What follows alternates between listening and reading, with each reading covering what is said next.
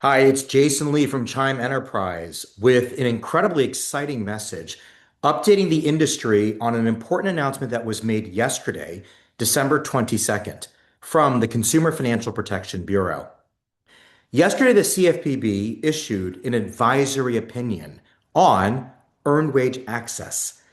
Boy, if you had asked me 10 years ago when we started this entire industry, it wasn't clear to me that this would be able to get clarity at the federal and national level, but that milestone has in fact occurred.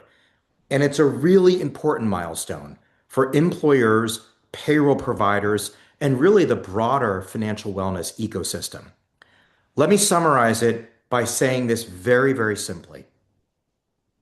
This guidance clarifies much of the uncertainty at the federal level surrounding earned wage access or on-demand pay.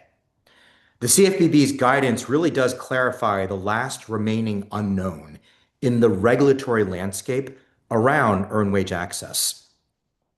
With this new guidance, there are now three very simple and very clearly defined levels of analysis for an employer to guide it to select the right EWA program for itself.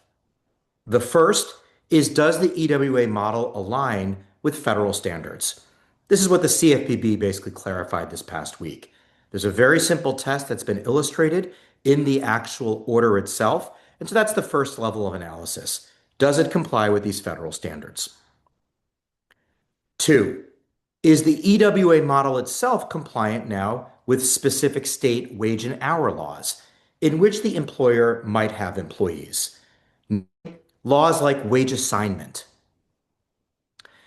And those laws have been around for a very, very long time.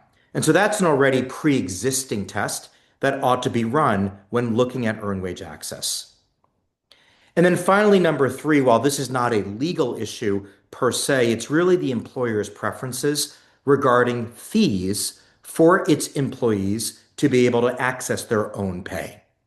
So again, three things the employer now needs to do. Number one, does it comply with now these federal standards? And does it align with what's been illustrated by the CFPB? That's number one. If you pass that, then you go to the state level. Hey, what states do you operate in? And there is very, very clear guidance at the state level as it relates to various wage and hour considerations, namely wage assignment. Let's check the box there. And then finally, number three, you all get to make the decision as to how you want to treat employees. Do you want them to have to pay a fee to access their pay, or perhaps not? This is all illustrated. If you look in the comments below, we've got a blog post with a very, very simple flowchart that you can take, you can send around to your colleagues.